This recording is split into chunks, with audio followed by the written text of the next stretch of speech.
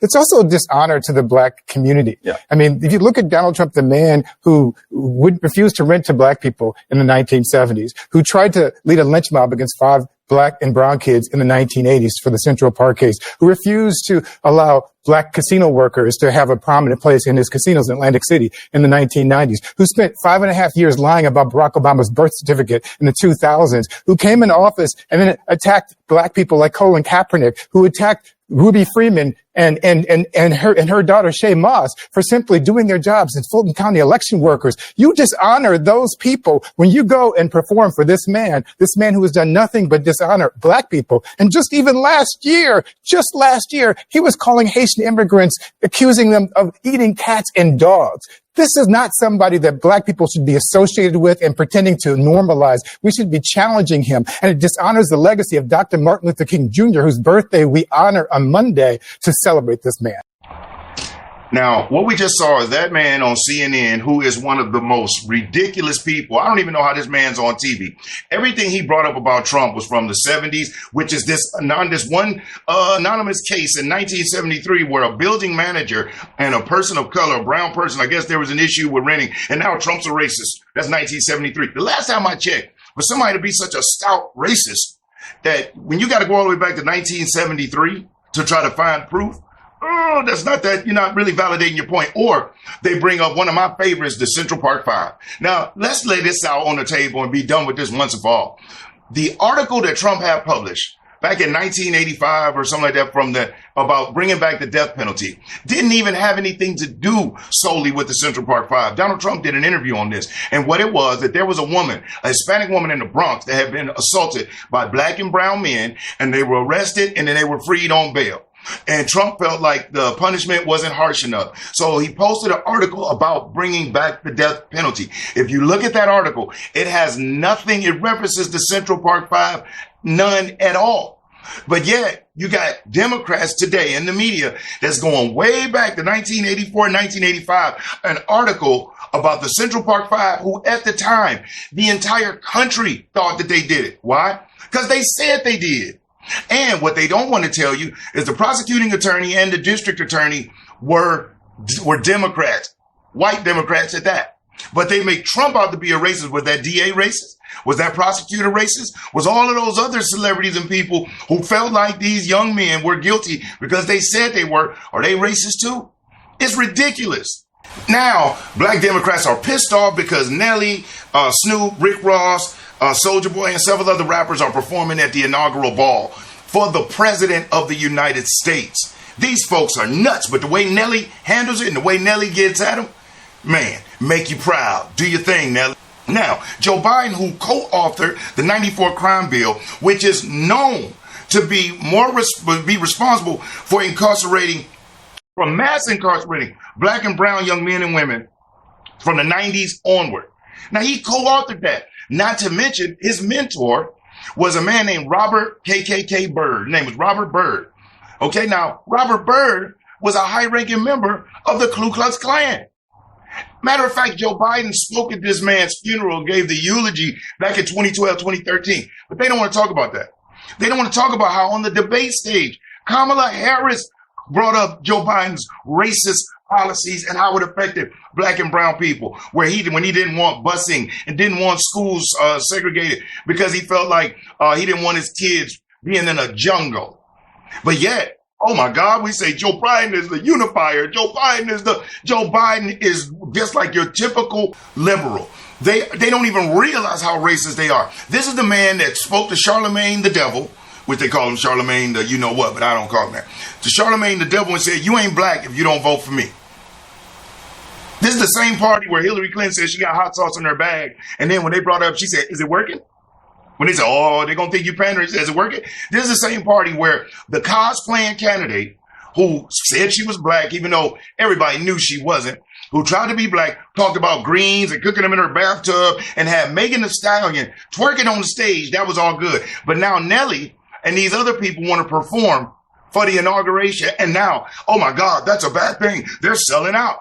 They're performing for the president. But all the rappers, all of Hollywood, even Oprah, can have a candidate, a cosplaying candidate on their national show They can raise billions of dollars, but that's not an oligarchy. Nelly went on the show of the rapper Willie D, who was a member of the Ghetto Boys. And Willie D, my God, he's one of these, he got the left mind virus too. But let's listen to how Nelly, with class, handled this BS crap that they spewing on him. Check this out. I did not know you was riding with me because you thought I would ride for who you voted for. I didn't know that. I apologize. I apologize. I didn't know that I had to agree with your political choices. And I thought it was the things that you do, not the things that you say should be done. If you follow what I do, this shouldn't even be an argument. He's the president. He won. This isn't a campaign. This isn't an RNC. I'm not out on the political campaign. I didn't get none of that 1.5.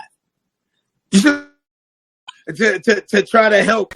That 1.5 billion, and that was just in the campaign funds. They don't talk about the super PAC that raised another billion. In essence, Kamala Harris's campaign had $2.5 billion to advertise with, to market with. And not only did they blow through that, she ended up $20 million in debt. And this is who was going to be responsible for the country. And all these people, they're okay with the fact that she blew through all that money as $20 million in debt. That doesn't matter. That doesn't matter. Trump, forget the fact that Trump has built and has successful businesses, is a billionaire, self-made, with his $1 million donation from his dad. To take $1 million and turn it into multiple billions, that's not easy. People act like, when you get $1 million, you're just guaranteed to become a billionaire. Yeah, right. How many people that got that type of money and is now broken on Skid Row out there in LA now? Somebody get voted. Kamala didn't invite you to. No. She didn't invite me. I didn't get invited. Man, I'm just saying. Like, so, but I don't knock the ones that did. I don't knock the brothers and sisters that benefited from it. I don't knock the correspondents that may have gotten money to do that.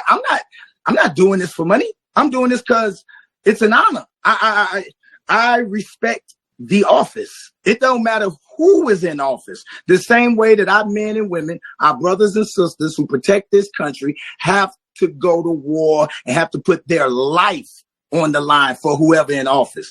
So if they can put their life on the line for whoever in office, I can damn sure perform for whoever.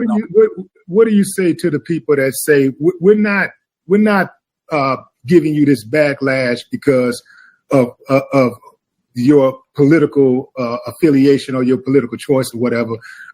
We're giving you this backlash because you are propping up a white supremacist. Here we go, this white supremacist thing again. And these people make me sick. Trump, white supremacist, but none of the things Joe Biden do. None of the ways that Kamala Harris locked up so many men over weed. Had a black man on death row that she could have got free, but let it sit on her desk until somebody else intervened. White supremacists, they make me sick with this crap. As if there's no such thing as black supremacists, as if we're not seeing what Diddy did and using his power, allegedly, to have influence over people. And see, Willie D being a part of that entertainment cog and going so hard for Kamala and them, he'd have probably got paid too, allegedly. Want to make sure I say allegedly. I would ask them to show me where he's a white supremacist. And here's the thing.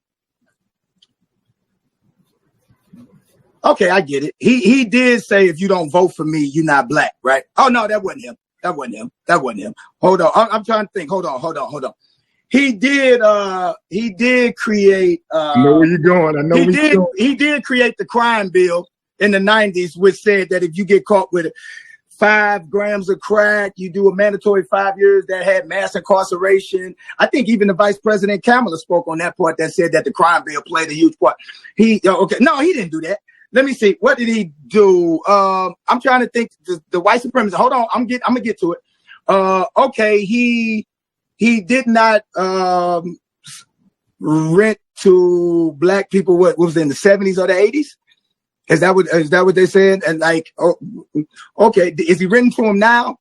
So nobody's allowed to change, right? See, here's the thing. So we can talk about past, but we never want to talk about our past. If our past get brought up in our community for a lot of what our men did, we always call it real and say, yo, these young brothers, we've been through a lot.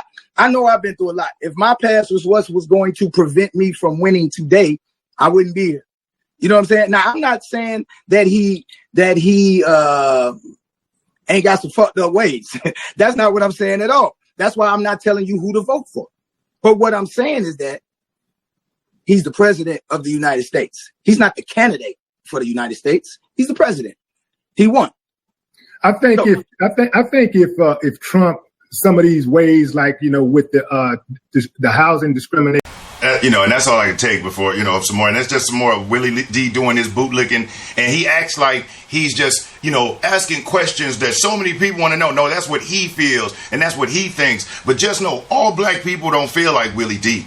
Donald Trump is the president, and he's the president for everybody. And I think it is so counterproductive for anybody to hope that Trump does bad. I didn't want Joe Biden and Kamala Harris to do as horribly as they did. I wish that they were doing great. I wish that they had done so well that Trump didn't have a chance to come back and get in office. But it speaks a lot to what they did, where someone who left office with as much backlash as Trump did, someone that none of us ever thought would have a chance of not just becoming president, of even being respected in the political circuit or just amongst the country.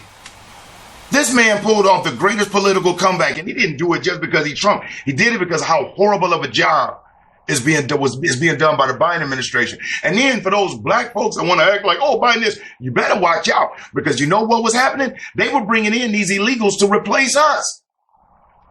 So all of this, oh, yeah, illegal, oh, we got to do this, until they come and say, hey, we need your spot, we need your home, we need your place to give it up on. Then, and that's the one thing about Democrats. I heard somebody say it, a guy named Greg Foreman on Black Conservative Perspective channel. He has a great channel. He said something, he said, the best way to teach a Democrat a lesson, give them what they want. You got to give them what they want. They want the leadership they got out in California. Look at what's happening. You wanted to see what would happen with a left-leaning president that's so super progressive. We saw what happened. We can't identify what a woman is, men playing in women's sports. We allowed in 20, 30 million people across the border. The economy went to crap for everyday people, while the elite billionaires that the Democrats act like now, oh my God, they're so panicked about, while they did great. They loved the Biden administration. The rich got richer and the poor got screwed. But I just wanted to jump on here, and I'm happy that Nelly stood his ground. And Willie D, man, that dude is a lost cause. I used to really like his show, but I just realized this man, he is clueless. So, hey, appreciate you for watching on this channel. I share sales strategy and political and current event topics. And if you enjoyed this information, do me a solid, hit that like button. I'll never ask you for a cash app. I'll never ask you for a super chat. But you hitting that like button is currency. It helps spread this information out. And if you aren't subscribed to the channel, hit that subscription, select that notification bell, and hit all. That way you'll be notified when I upload new videos. Other than that, I'm Brian Maxwell saying again, thank you, and I look forward to seeing you at the top.